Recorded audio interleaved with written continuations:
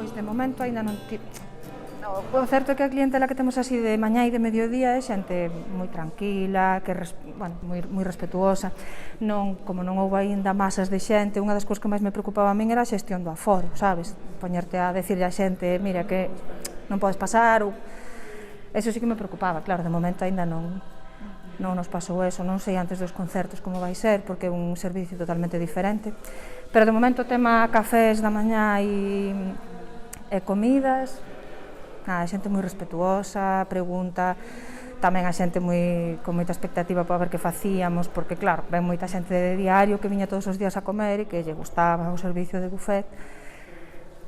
De momento a xente que estou falando está contenta co cambio, dalle seguridade e máis ou menos siguen comendo igual. Normalmente o plato vegetariano é vegano tamén. As cremas que facemos sempre son veganas e despois nas ensaladas intentamos ter unha ou dúas que non teñan nada de orixe animal.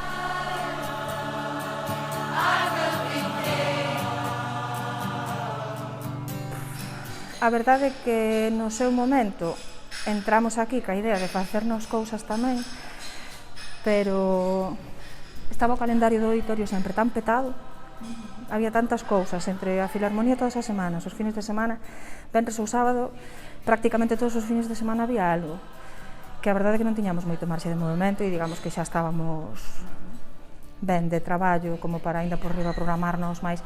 Fixemos algunha cousiña e a idea é que se o auditorio non vai ter unha programación estable ou vai a ser así todo moi...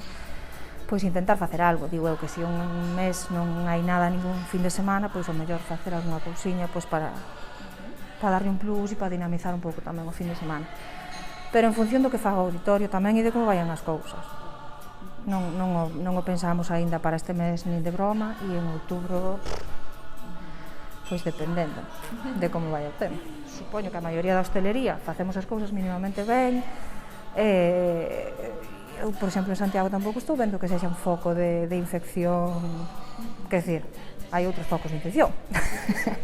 Entón, bueno, con moita preocupación porque sí que é certo que dá a sensación de que cada vez que pasa algo, pues, hostelería 50%, fora a barra, fora tal. Esperemos que non pechar nunca máis.